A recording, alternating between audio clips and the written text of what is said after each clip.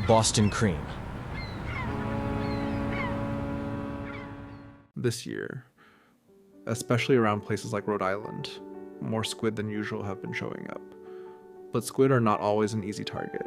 They are one of those species where having the right setup makes a big difference. In my last video, I talked about lights for night squid fishing. I tested 3 different lights myself and shared what I learned. If you haven't seen that video yet, check it out. What do you think is the most important thing for catching squid? It's not just the light. Squid jigs, sinkers, and other gear.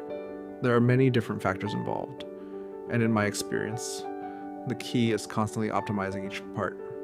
For this video, I decided to divide these factors into 2 groups, essential and helpful. This is based on my personal experience and what has worked for me. Things like lights, squid jigs, sinkers, and conditions are especially important. These can directly affect your results. On the other hand, fishing rods, reels, knots, lines, and technique, they usually don't determine success by themselves, but optimizing these details can help you fish more efficiently. I will focus on fishing gear. Let me show you the fishing gear setup I personally use. I'll go through each part step by step. The squid jig, the sinker, the fishing rod, reel, and line. Alright, let's start with squid jigs. There are many different types, different sizes, different shapes, different weights. Some have built-in sinkers and some don't. Recently, the jig I use the most is the Yo-Zuri floating jig. The body is relatively small, around 2 inches, and it has a small sinker attached, which helps keep the jig stable underwater. Another thing I like is the luminous finish. It reacts to the squid light and helps the jig stand out. This jig also worked well for me recently at Rhode Island. Another one I use is the Yamashita Sutte Jig. The glow is extremely strong. You can see it clearly. The glow is much stronger than many other jigs I've used. This jig worked really well last season around Salem. I also use a few AG style squid jigs. These usually have a heavier sinker built in, so you can connect them directly to your line without adding another sinker. One thing I like about them is the slow fall speed. A slow fall looks more natural, almost like a small, struggling baitfish. And when squid are less active, that slower presentation can still get their attention. Some EG jigs also come with rattles. They make sound during the action. Personally, I feel the effect is more limited compared to glow. One more thing. You'll often see large EG jigs sold in bulk for a very low price on Amazon. They may look impressive, but for shore fishing and longfin squid, I think many of them are often too large. Another critical piece is the sinker. These are the sinkers I use. Most of the time, I use light sinkers around 0.4 to 0.5 ounces. That weight has worked well for me. They're light enough to keep the jig falling naturally, not too fast, not too slow. On the other hand, once you get above about 1 ounce, the jig falls too fast. Squid fishing usually starts by finding the bottom, at spots with strong current, like Rhode Island.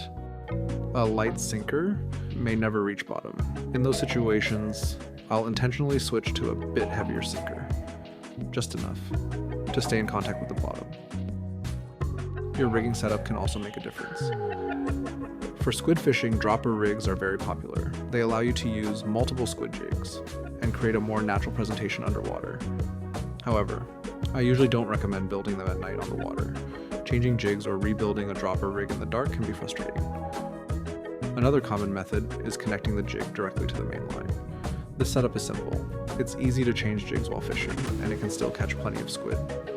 However, after catching many squid, thin monoline can get damaged from abrasion. This can eventually lead to losing your squid jig. I'm using the Daiwa X ML-190/R. One feature I really like is the thumb support on the handle. It makes working the jig much easier. But the biggest reason I use this rod is the tip. It's extremely soft and sensitive. Squid bites can be incredibly subtle. Sometimes you barely feel anything at all. A sensitive rod like this makes those tiny bites much easier to detect, and that often means more squid. This rod worked really well for me recently in Newport. I was able to detect light bites and stay on the squid consistently.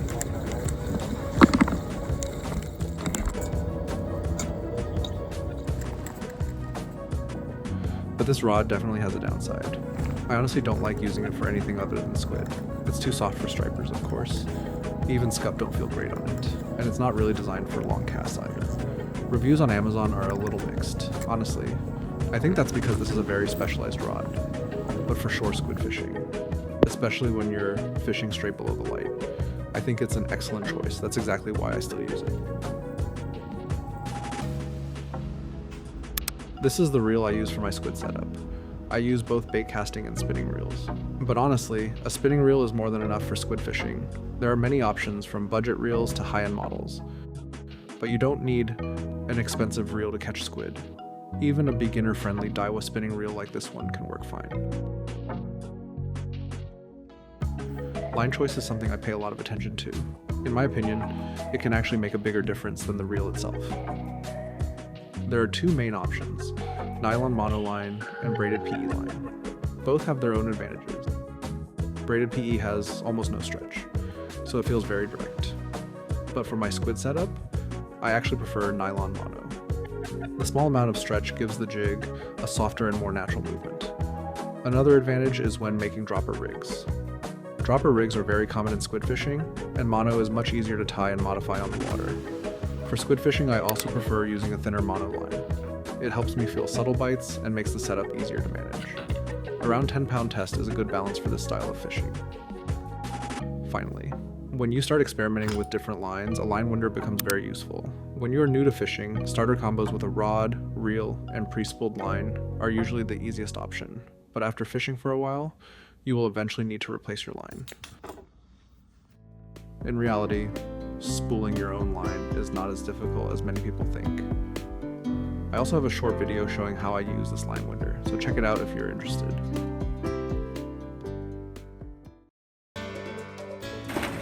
That covers the fishing gear I personally use for squid fishing, but squid fishing has many different approaches and setups. What works for me may not be the best choice for everyone. If you have a favorite squid fishing gear, share it in the comments. If you are planning to try squid fishing for the first time, I hope this video gives you some useful ideas. Thanks for watching until the end. If you enjoyed the video, please consider liking and subscribing. It really helps support future videos. I'll see you in the next one. Good luck.